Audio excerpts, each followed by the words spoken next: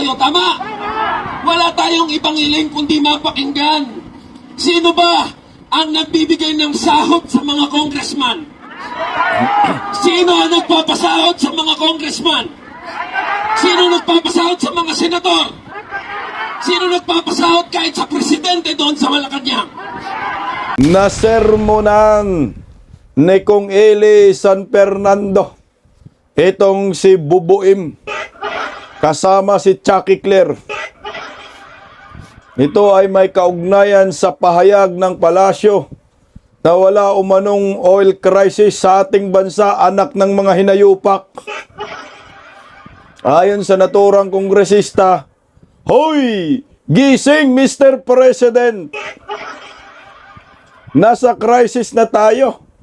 At ang dagdag pa niya, abnormal lang ang naniniwalang normal ang nangyayari sa ating bansa ngayon. O, alam nyo na kung sino yung mga abnormal. Si Chucky Claire, yung mga ensaymada vloggers, mga bubonistang tanganista ni Baki. Ayan, mga abnormal ang mga hinayupak. Takin mo sasabihin na walang oil crisis, buong mundo na nga ho nagka-problema eh. Nagsitaasan na nga ho ang mga bilihin dahil sa oil crisis. Tapos sasabihin walang oil crisis. So tangina no, pinipili talaga tayong niluloko ng mga animal na ito. Mga nasa Palasyo de Impierno. Magandang tanghali po sa ating lahat. Palike po muna, pa-share, pa-subscribe. At pakipindot po ang inyong notification bell para lagi po kayong updated sa ating mga video. Bisdak Historiador, pangalawang YouTube channel ko, pa-subscribe ko po. Mukhang wala pang laman doon eh. Malay natin, magla-live tayo mamaya. Alam nyo po, nakakabisdak, nakakalito rin itong animal na mga nasa gobyerno. Siguro, sinasadya lang nila na lituin ang taong bayan para kunyari lang ba na may ginagawa ho sila. Kunyari lang na hindi tayo nakaranas ng crisis. Pero isang kalukuhan nga ho yun. Yung sinasabi nila na hindi pa tayo nakaranas ng crisis ngayon sa ating bansa. Mantakin mo ho, ito ha, walang oil crisis, sabi ng animal na Chucky Claire at Palacio de Polvoron. Pero magtatayo po sila ng crisis management. O diba? Tinatanga tayo, no? Oh. Ang inumin talaga, oh. Nasaan kaya ang utak ng mga ito? Utak na sa talampakan ang mga hinayupak. Oh, ito, pakinggan natin yung balitang ito. Magtatayo sila ng oil crisis, eh. Pero sabi, walang crisis. Oh, oil crisis. Magtatayo sila ng oil crisis management, no? Crisis management. Pero wala daw crisis. Walang crisis sa langis, ha? Pero, crisis management magtatayo. Pakinggan natin. Bumubuo na ang gobyerno ng Crisis Management Committee dahil sa epekto na nagpapatuloy na gera sa Middle East. Nanindigan naman ang palasyo na wala tayong krisis sa supply ng langis. Yan po ang Express Report ni Maricel Haliti. Kahit walang patid ang paglobo ng presyo ng petrolyo, iginiit ng Malacanang. Walang krisis sa langis ang Pilipinas. Sabi ni Palace Press Officer Claire Castro, hindi oil crisis ang nararanasan ng bansa dahil hindi naman tayo kinakapos sa supply. Ang tawag daw doon, price disruption. Kami po kasi ni Secretary Sharon, may dalawang klase po ng krisis. Sa supply at sa presyo. So ngayon po, kung pag-uusapan po natin ang supply, ay wala po tayong sasabihing krisis pagdating sa supply. Maybe meron pong price disruption dahil nga po sa nangyayaring oil crisis sa Middle East.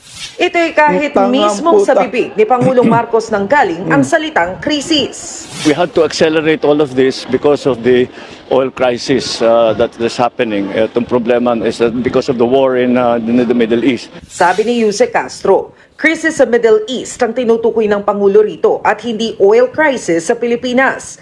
Pero kahit pa iginigiit ng palasyo na walang krisis, bumubuo na rin sila ng Crisis Management Committee. Of course, kapag ka po binigyan natin ng sinabi po nating crisis committee, ito po ay tututok lalong-lalo na kung ano ba ang pangangailangan ng ating mga kababayan, paano hindi mapuputol ang supply ng ating mga pangangailangan sa oil, sa fuel, at sa mga pangunahing pangangailangan ng ating mga kababayan. Maliwanag, ginawang tanga tayo ng mga animal na ito. Sabi ni Bangag, may oil crisis. Sabi naman ng Department of Energy, hindi daw yun ang tinutukoy ni Bangag. Binanggit nga oil crisis eh. Putang ina nyo. Tapos sinabi rin naman ni Castro, walang oil crisis. Pero ngayon po, magtatayo po sila ng crisis management. Ang tatanga nyo. Diba magkakaroon ng emergency power kasi may crisis? Sus ko ginoo. Itong mga tao sa Malacanang, mga bangag na rin. Kaya ang direksyon ng bansa, papuntang Inidoro. No? Walang oil crisis. Pero bakit? No? Ang merong nagsasara ngayon, putangina, mga 400 gasoline station na pala ang nagsasara sa ating bansa. Pero itong gobyernong nakangiwi ang panga, wala pa ring oil crisis sa kanila. Kaya tama lang pagmumurahin ang mga animal. Ito pakinggan natin. 4 na rang gasolinahan ang pansamantalang nagsara sa gitna ng taas presyo sa petrolyo. Tingnan Pero mo. hinala ng PNP baka modus lang ito para mangipit ng supply. Live mula sa Quezon City, nangunguna sa balita si Brian Castillo. Brian, anong plano ng PNP? Imbisigan ba nila itong mga gas station na ito?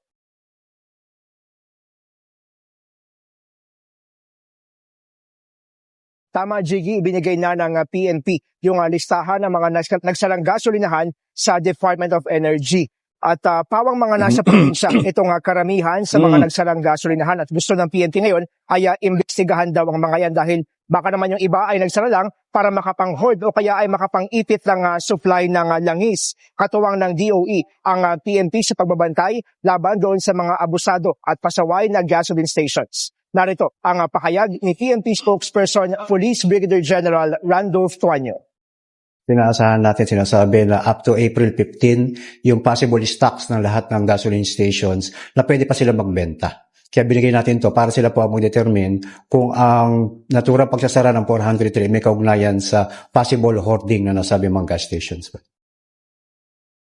At Brian, sa panahon ngayon, nakikita ba ng PNP na lalong dadami yung krimen? Panigurado yan. Jiggy, naghahanda na nga ang PNP doon sa mga posibleng worst case scenario. Kabilang na nga dyan yung pagtaas ng krimen. Kasi kabilang rin dyan yung posibleng looting o yung nakawan doon naman sa mga gasolinahan sakaling patuloy pang lumobo yung presyo ng mga produktong petrolyo. Klaro na rin ang PNP na magsagawa ng simulation exercises kontra nga sa mga ganitong gawain. Narito ang pahayag ng PNP. Kasama sa ating police intervention ay yung ating pong estratehiya kung paano natin sasawatain yung posibleng pagtaas ng datos sa crimes against property. Ito po yung sa theft at saka sa robbery.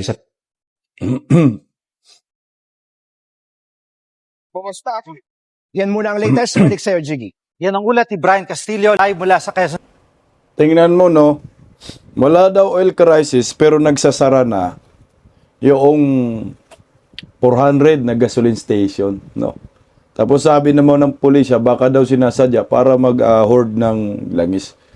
Putang na, parang anong logic nun, no? Hindi ko may gets, no? Nagsara na nga ho sila tapos mag-hoard ng langis. Ano yun? Order sila ng maraming langis tapos i-imbak sa kanilang mga gasoline station tapos biglang magbukas. Nagsara na nga kasi walang makunang paglangis, mag-hoard ka pa. Yan yung tinatawag na oil crisis. Yan ang maliwanag. O ito pa, bago po natin pasalitain itong si Kong Eli, no? San Fernando. Dahil sa oil crisis po, ang gagawin ngayon ng Malacanang, magugulat kayo, no? Pero sinabi nila, walang oil crisis, walang oil crisis. Pero bakit ganito ang mangyayari? Narito, pakinggan natin ang balita. Para sumapat ang supply ng langis, pansamantala na ring pinayagan ang pag-import ng Euro 2 petroleum products kahit Ayan na. dati na itong ipinagbawal dahil mas marumi at mas nakadudulot ng polusyon. Bahagi po ito ng mga hakbang ng gobyerno para makalikom ng dagdag na supply. At nakatutok si Mav Gonzalez. Sa gitna ng gyera sa Middle East, siniguro ni Pangulong Bongbong Marcos na may sapat na supply ng langis sa bansa. Ayon sa Department of Energy, may supply pa tayo ng langis hanggang Abril. May required sila na 15 days, pero ang capacity nila siguro 40, ano? And that's the only, so they have to replenish every 40 days, let's say. So we have more than enough time to order the next batch. Para masiguro ang supply ng langis sa bansa, pansamantalang pinayagan ng DOE ang pag-import ng Euro 2 petroleum products. Pero ang pwede lang gumamit nito ay yung mga sasakyang gawa noong 2015 o mas luma pa. Mga traditional jeepney, power plants, generators at marine at shipping industry. Mas mura pero mas mataas ang emission ng Euro 2 kumpara sa Euro 4 na standard ngayon sa Pilipinas. Mataas ang sulfur content ng Euro 2 kaysa sa Euro 4. Ang mas mataas na sulfur content, mas nakakadumi at nakakasira ng makina. Mas nakakapagdulot din ito ng polusyon. Pero dahil sa anilay extraordinary circumstances sa Middle East na nakaaapekto sa petroleum markets, kinakailangan magpatupad ng temporary regulatory measures para masiguro ang sapat na supply at magkaroon ng access sa mas maraming uri ng produktong petrolyo.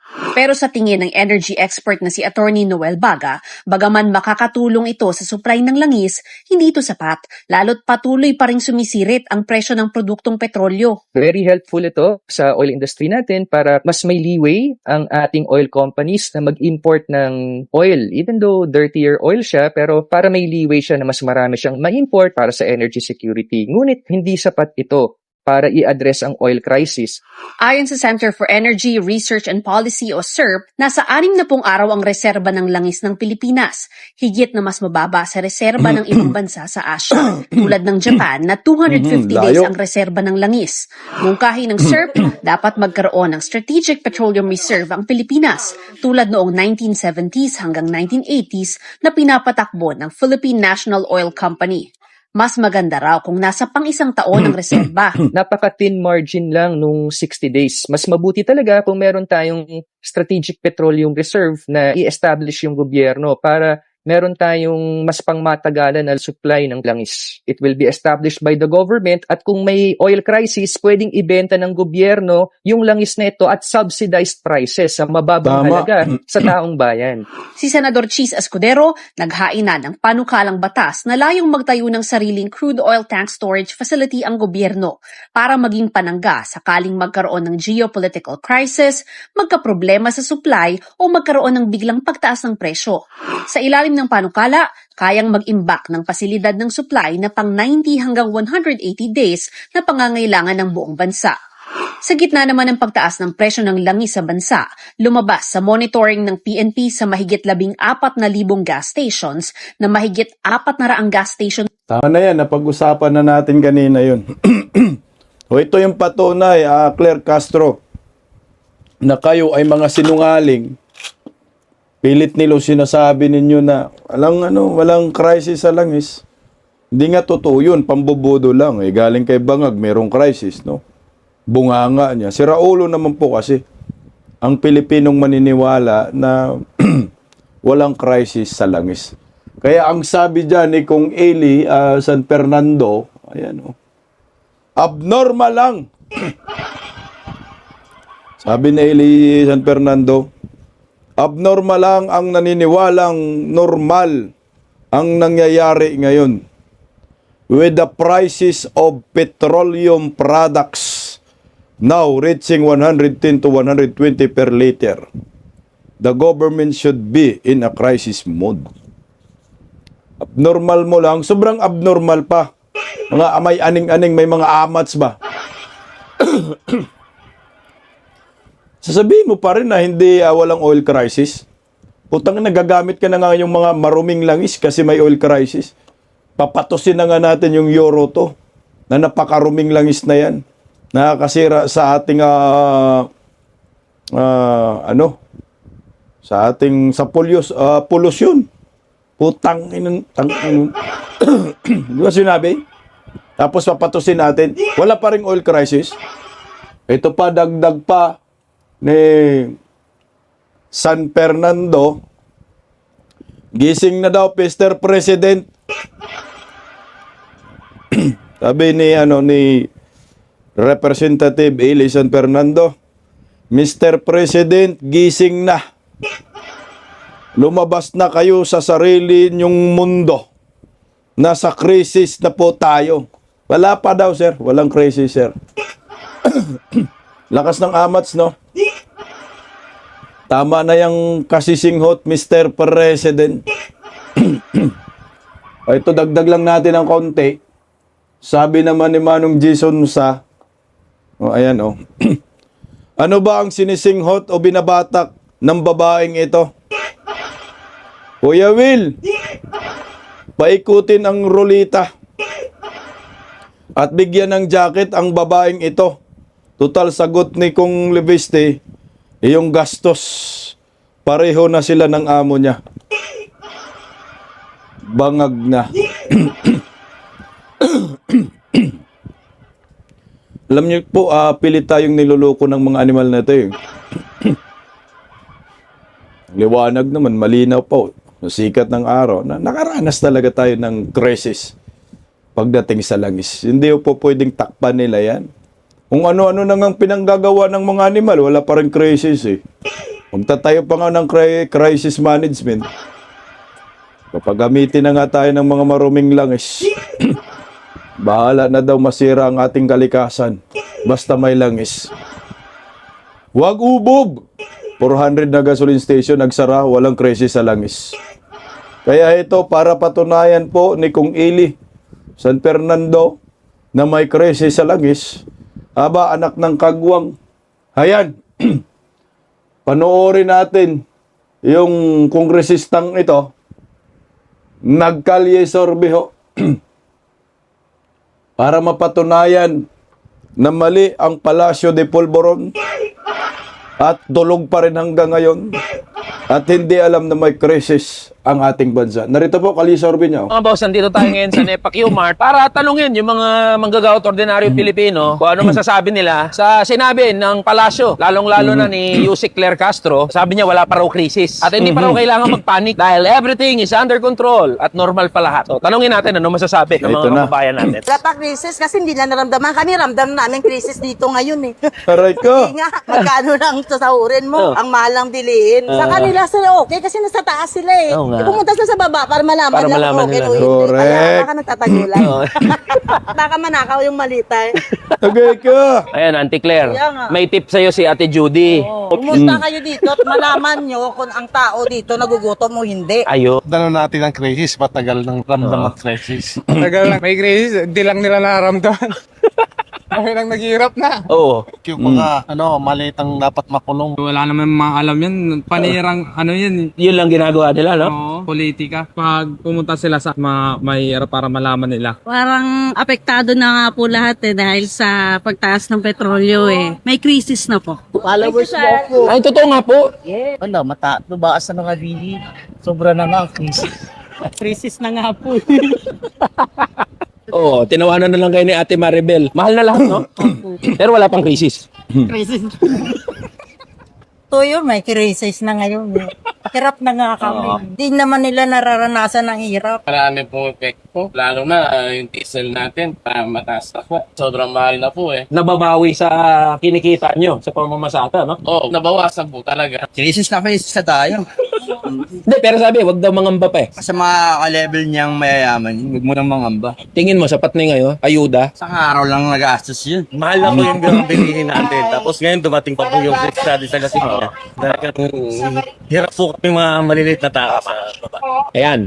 Okay, si Boss Alberto na nagsabi, hindi nyo alam yan kasi di kayo lumalabas ng opisina nyo. Pag-commute kayo, labas kayo ng opisina nyo, malalaman nyo ano ang tunay na kalagayan ng mga ordinaryong Pilipino. Ayan, Undersecretary Claire Castro, PBBM at kayo mga nandyan sa palasyo. Kayo na lang ho ang hindi naniniwala na may krisis na nararanasan ang mga manggagawa at ordinaryong Pilipino. Dapat ho, ang attitude ninyo ay crisis mode na emergency mode. Ang maganda nyong gawin, isuspende nyo yung excise tax, yung value-added tax sa mga produktong petrolyo, i-address nyo yung issue ng sahod ng mga manggagawa. Walang problema sa ayuda, pero kung ang tugon ninyo sa problema ay puro ayuda lang, napakalaki ho ng problema natin. Mismong mga manggagawa at ordinaryong Pilipino na ang nagsasabi, may krisis, may problema, dapat umaksyon na ang ating gobyerno.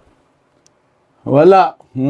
Ang sabi ni Kong Eli, dapat daw yung mood ninyo ay nasa crisis mood na. Alam mo po ang mood nila, ano Kong Eli, kung nasaan ngayon, anong mood nila? Nasa singhot mood pa rin. Anak ng kagwang. Iyan po ang mahirap eh. Sa gobyernong ito, pilit nila idinideny na merong crisis sa ating bansa. Tayo nga yung pinakamahal na langis ngayon eh, sa Southeast Asia. Tapos sasabihin mo walang crisis. Tayo na nga hulong yung pinakamababang stock sa Asia. Tapos sasabihin mo walang crisis. Mga sinungaling kasi nangabudol-budol. Sinabi lang nila yan para hindi magpanik ang taong bayan. Pero hindi mo maiwasan yan dahil totoo naman talaga nakaranas na po tayo ng matinding crisis. Sa ekonomiya, pati sa langis, lahat na po. Ito, pakinggan natin yung galit ni Kong Eli dito, narito. Talumpatin. Mananlilimos! Yung mga taga-NDC ay hindi naman nagmamakaawa. Ipinaglaban ng mga taga-NDC ang karapatan para meron silang matirahan. Ang inihingi lang ay mabigyan na ng titulo. Tama? Hindi tayo nagmamakaawa. Hindi tayo nalilimos sa mga manggagawa. Hindi naman nagmamakaawa. Hindi naman nalilimos. Masipag naman tayo. Tama? Nagtatrabaho naman tayo. Tama? Wala tayong ibang hiling kundi mapakinggan. Sino ba ang nagbibigay ng sahod sa mga congressman? Sino ang nagpapasahod sa mga congressman? Sino nagpapasahod sa mga senador? Sino nagpapasahod kahit sa presidente doon sa Malacanang? Mga manggagawa at ordinaryong Pilipino. Hindi natin kailangan ng awa. Hindi natin kailangang manikluhot. Ang hinihingi natin ay hustisya. Ang hinihingi natin ay tama at patas na pagtrato sa ating mga manggagawa. Kaya nagiging emosyonal ako mga kasama dahil kahit anong sigaw ata natin ay hindi pinakikinggan ng gobyerno. Pero wag tayong panghinaan ng loob mga kasama. Dahil nagtitiwala ako sa bilang ng mga manggagawa at ordinaryong Pilipino. Mas marami tayo. Sabi natin kanina, tuwing eleksyon, sinong nilalapitan? Sinong sinusuyo? Dapat nating maintindihan na ang tunay na kapangyarihan ay nasa kamay ng bawat isa sa atin. Na ang tunay na kapangyarihan na naglalagay sa iba't ibang tao, sa iba't ibang posisyon ng kapangyarihan, ay mga manggagawa at ordinaryong Pilipino rin. Hindi habang buhay, nasa kadusta-dusta tayong kalagayan, mga kasama. Hindi habang buhay, ay nasa nakakaawa tayong kalagayan, mga kasama. Pero pakikinggan lang tayo kapag natutunan ng bawat isa sa atin na magkaisa at palakasin ang ating hanay. Pakikinggan lang tayo at mangyayari ang lahat ng ating panawagan kapag hindi tayo tumigil sa pag-iingay, sa pangangalampag at sa pagkilos. Ang susi sa katagumpayan ng ating laban ay nasa atin din. Malapit na, mga kasama, ang panahon kung kailan susuyuin nila ulit tayo. Malapit na ang panahon kung kailan makikiusap na naman sila sa atin.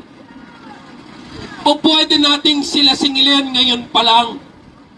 Nasaan kayo noong panahon na kami ay nakikiusap, noong kami ay sumisigaw at nakikipaglaban para sa aming mga karapatan. O pwede nating silang singilin ngayon pa lang, mga kasama. Mga kasama, mga boss, sa ating mga kasamang pulis, sa lahat po na nakakarinig sa ating programa,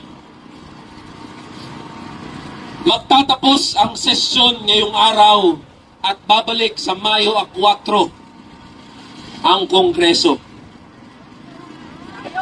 Sa pagbabalik ng sesyon ng Kongreso sa Mayo 4, ipangako ho natin sa isa't isa, itaga po natin na hindi tayo papayag, na hindi nila tayo pakikinggan. Na yung titulo sa NGC na pinaglalaban natin ng 4 na dekada ay hindi tayo papayag, na hindi papansinin at babaliwalain.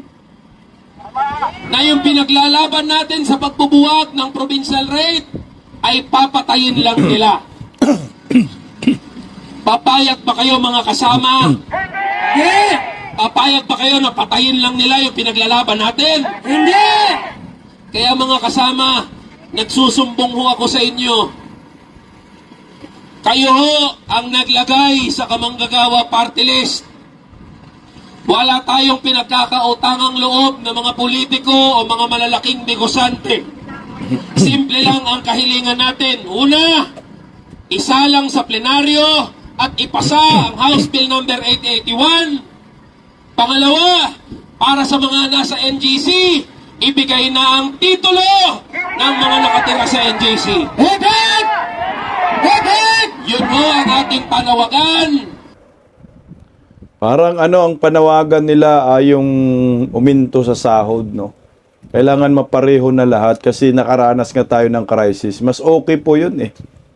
Buti pa itong taong ito, kahit kongresista na, no, representative, ayan, nagrarally, sumisigaw ng karapatan para sa bayan. Yun naman talaga ang kailangan. Tuloy lang natin ng konti.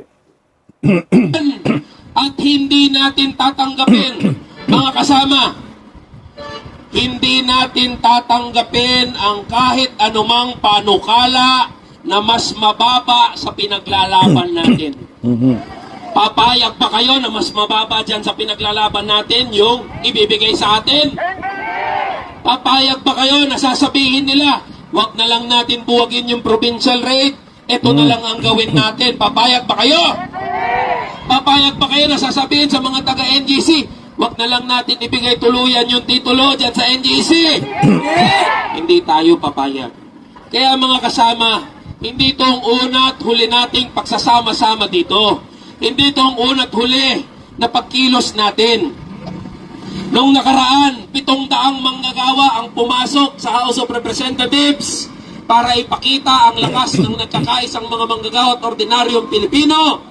Ngayon, mahigit 1,000 ang mga manggagawa at ordinaryong Pilipino na nandito. 2,000. Mga kasama, dadating ang panahon. Itong buong harapan ng Kongreso, hindi na mapapasukan, hindi na malalabasan, wala na makakadaang mga sasakyan. Bakit? Dahil magigising ang mga manggagawa at ordinaryong Pilipino. Titindig yan, lalaban, at sasabihin, ibigay nyo na sa amin kung ano ang nararapat para sa amin. Intindi, no? Mga boss, mga kasama, maraming salamat to sa inyong oras. Maraming salamat to sa inyong pakikiisa. Hindi pa tapos ang ating laban. Babalik ho ako sa loob ng House of Representatives ng Kongreso. Bit-bit ang panibagong lakas na nanggagaling sa inyo. Babalik ako doon sa loob ng Kongreso. Ipaabot sa mga congressman. Ito ang ating panawagan. Babalik tayo dito. Mas marami, mas malakas. At pag bumalik tayo dito, sasabihin natin, tagumpay ang pinaglalaban ng bawat isa sa atin. Mabuhay ang mga manggagawa! Mabuhay ang mga taga-NGC! Mabuhay! Mabuhay ang mga manggagawang Pilipino! Mabuhay! Ang tindi rin ng advokasya ng taong ito, no? Representative ka na, no? Pero tuloy ang ipinaglalaban, nasa labas nagsisigaw. Kongreso pa talaga. Tama lang yan, kasi itong si Bungit, walang alam, kaya tama lang sinermonan mo yan, sir. Kailangan magising itong presidenteng ito. Hindi yata niya talaga alam na crisis ngayon eh. Ang dami kasing pwedeng singhutin. Kaya walang crisis sa kanila. Unlimited daw yung yung supply. Kaya crisis, hindi namin alam yan. Walang crisis ngayon. Okay, balik tayo dito sa issue ng langis. Pakinggan po natin itong isang napakagaling na political analyst, expert, no, na si Mamalotikia patungkol po sa crisis na naranasan ng ating bansa. Narito po. Prof, maraming salamat po sa inyong pagkakataon. Prof, sinabi po ni Palace Press Officer Claire Castro na wala po raw pong krisis ngayon sa langis, sa kabila po ng mga gera sa gitnang silangan. Ano pong masasabi niyo dito, Prof, sa larangan po ng communications? Well, una, ang tawag ko dyan kumpletong pagbubudol. Correct. Dahil nakita naman natin ang epekto na sa presyo ng gasolina, ng kerosene, ng diesel. Nakita na rin ang epekto sa pamilihang bayan. Makikita mo ang presyo ng basic commodities tumataas. At sunod-sunod na rin yung pagtaas ng utilities, di ba? May mga sinasabing magtataas by April. At yung naririnig nating informasyon na ang ating security supply ay para lamang sa 38 days, hindi ko maintindihan kung ano ang definition niya ng crisis. Prof, pero di ba po bilang ikaw po ay tagapagsalita ng pamahalaan, di ba dapat alam mo po yung mga bagay na may kaugnayan sa crisis management dahil ikaw po ang tulay eh. Kayo po ang tulay sa pagitan po ng pamahalaan at ng mga taong pinamamahalaan ng Estado. Tama ka dun, MJ, no? Ang role sa crisis, dapat malinaw ang communication lines. Siguro ang sinasabi niyang wala pang crisis kasi hindi pa natin directly siguro yung worst case scenario. Pero ang crisis nagsisimula yan sa risk. So titingnan mo ang risk, tapos pagpataas ng pataas ang risk, ina-avoid mo na hindi umabot sa crisis. So ang isang solusyon na nasasabi, katulad na rin na nabanggit mo, yung communication. Kailangan mong iparating sa taong bayan ano ang risk, ano ang problema, ano ang potential na maging krisis, at ano ang sagot ng pamahalaan in terms of actual plans and programs. Nakita na natin, MJ, yan doon sa repatriation ng ating mga OFW. Kung walang crisis, hindi mo i-repatriate, no? Correct. Kung walang crisis, hindi siguro ang UN Secretary General Antonio Gutierrez ang magsasabi na put down all this and go all this war that you are creating and go back to the negotiating table because it is already alarming and it could reach potentials that are very harmful to all the countries in the world kasi lahat yan may direkto. The moment ang gasolina, ang supply o linya ng gasolina ang maapektuhan, sabit-sabit na yan. So, yung crisis ay nandoon sa gera at yung impact niyan sa bawat bansa. Kaya nga nakikita natin sa social media, no, ano ang mga supply ng bawat bansa, no? I understand sa Bangladesh is down to 14 days and they have actually stopped going to work to preserve the security supply. again, babalik tayo dun sa nangyari sa atin nung pandemya. Nung pandemya, worst case scenario kaagad, lockdown. Kasi may prinoprotektahan ang Estado, kaya immediately nag-lockdown. Ito, para mo sabihin na walang krisis, normal lang lahat, hindi normal ang pagtaas ng presyo ng gasolina, hindi normal ang mahabang linya ng sasakyan sa gasolinahan, hindi normal ang isang manufacturer ng isang sardinas na brand magsabing may problema na sila sa logistics supply nila. Kung naiintindihan nung undersecretary na yon ang logistics supply, makikita mo ang impact nitong mga risk leading to a crisis that I hope will not happen in our country kasi walang plano o programa na para to mitigate the crisis, the risk that is coming out. Ma'am, anong mensaheng ipinaaabot nito, ma'am, sa mga ordinaryong Pilipino na araw-araw po pumipila sa mga gasolinahan, sa mga tendero-tendera sa palengke na apektado na po yung kanilang tinda sa epekto po ng mga krisis, at mga masang Pilipino, ma'am, na ramdam ngayon pa lang ang epekto po ng sigalot? At tuloy lang natin konti. Ito. Siguro, MJ, dalawang uri ng pananaw, dalawang uri ng Pilipinas, isang Pilipinas na nabubuhay sa katotohanan at realidad, at isang Pilipinas na budol lang na kung ano sabihin ng gobyerno, depensa lamang sa mga kawalaan ng pagpaplano at hindi pagiging makatotohanan, no?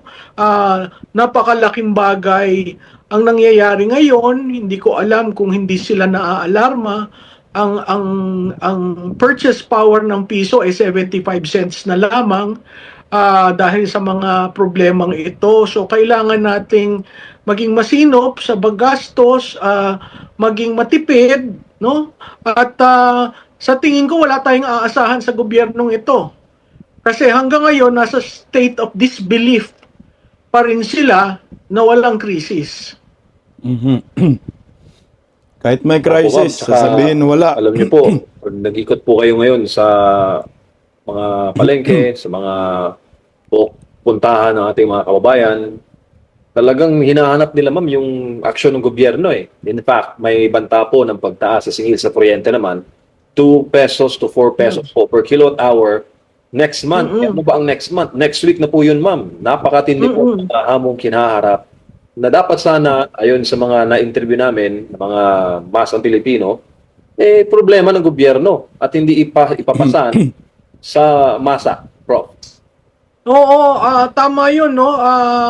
Kasi kaya ang gobyerno na andyan ay para makatulong sa atin, mga Pilipino, at para mabigyang solusyon ng kabuuan, hindi lamang per community or per family, pero yung kabuuang bansa. Hindi maganda sa pandinig na yung binabayaran mo ng iyong taxes sasabihin na walang krisis, no? Siguro siya marami siyang pera, yun nga in the colloquial, no, paldo siguro ang kanyang pera, kaya hindi niya nararamdaman, pero ang ordinaryong tao nararamdaman yan, at ang gobyerno ay naandun para sa kalahatan, no? Kahit nga ang middle class nararamdaman. So kung hindi nila nararamdaman, may problema sila. Nasa iba silang realidad o ibang universe na nakakalungkot dahil pati ba naman yung pagkakaroon ng krisis medyo itatabi lang muna nila para matuunan yung kanilang political agenda. Nakakalungkot yun. Opo, huli na lang, ma'am. Pero pag mga bagay na may kaugnayan kay VP Sara at sa impeachment, matindi po, ma'am. Mabilis pa sa alauna ang mga comment, ma'am. Ano masasabi mo doon? Oo. MJ, alam mo, ako nananawagan ako sa mga legislators natin, no? Sa panahon ng krisis, siguro dapat magsama-sama muna tayo. Maghanap tayo ng solusyon. hindi diversionary tactic. May krisis ho tayo, ayusin muna natin ang ating mga distrito at matugunan ang mga pangangailangan ng ating mga botante at mga pamilya dyan sa distrito. Yung hindi mo tinatakbuhan yung pananagutan na hinihingi ng House of Representatives, pero dapat maging patas sila kung ano yung hinihingi ng taong bayan sa sinabi at binigkas ng ating presidente na mahiya naman kayo, ibinabalik ko uli sa inyo. Mahiya naman kayo, may krisis. Dito muna tayo sa krisis, maghanap muna tayo ng sources ng ating langis, no? Maayos ang basic commodities, tsaka tayo bumalik sa impeachment. Kasi yung impeachment, aksa lang yang sa pera, operasyon na politika. Pangatlo, parang kinakalimutan natin ang dapat pagtuunan, which is the crisis brought about by the war in the Middle East. Meron po tayo dyan 2 million na OFWs na any moment now dahil binomba yung salination plant ng tubig, baka mapabalik sa atin, no? Hanggang ngayon wala pa tayong eroplano, matagal nang pinangako. May iba nang tumulong sa atin, pero ang gobyerno ni Marcos ay wala pang pinapunta doon para matulungan itong ating mga OFWs. Prof, maraming salamat po sa inyong panahon at mabuhay. Meron na repatriate kagahapon po, ma'am, 300 lang. Parang ano lang yun, no? Parang pasabay, parang yun. Sabay nyo naman yan. Nakikiusap sa airline company, sabay nyo naman yung OFW para sabihin may ginagawa kami. Kaya nga pagdating ng mga OFW, malamang nagbayad pa ang mga yun eh. Sa plane ticket, sana may magpost sa social media. Nagbayad kami, hindi si Bongbong ang gumastos. Ayan po, maliwanag po yung sinasabi po ni Kong Eli na gumising na BBM, nasa crisis na tayo. At abnormal lang ang naniniwala umano na normal ang nangyayari sa ating bansa ngayon. Maliwanag po na budol ang sabi ni Mamalutikia, yung pahayag ni Claire Castro na wala umanong oil crisis sa ating bansa. Good luck po sa ating bayan. Kaya natin to. BBM! Duterte pa rin kami. Pagising sa umaga, tanghali at gabi, nakikita ko ang post niya, ang hapdi. Paano nga ba to? Di ako makatanggi. Watch ko na lang at isipin ng mabuti. Bisdak Pilipinas. Bisdak, tinig ng katotohanan. Sa bawat vlog may laban sa kasinungalingan. Mulat ang mata, gising ang masa.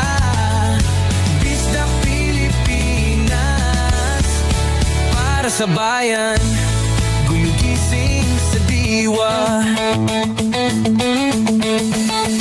Sa likod ng kamera, tapang ang dala, walang sinasanto kung mali ang gawa. Hinay-hinay, pero palaban. Boses ng tao sa digital na labanan. Bisdak, tinig ng katotohanan. Sa bawat vlog may laban sa kasinungalingan. Mulat ang mata, gising ang masa. Bisdak Pilipinas, para sa bayan, gumigising sa diwa.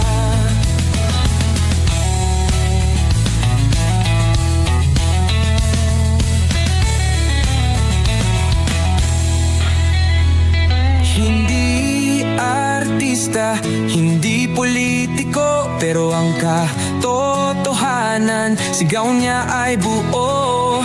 Sa YouTube o Facebook man siya makita, may aral ka pa rin, may uwi sa bawat salita. salita. Bisdak, gising sa katotohanan. Di lang kwento, kundi panawagan. Sa bawat Pilipinong naghahanap ng liwanag. Bisdak Pilipinas, kasama sa pagbangon ng bayan. Bisdak Pilipinas, boses ng masa, gising ang diwa. Sa vlog mo, may pag-asa.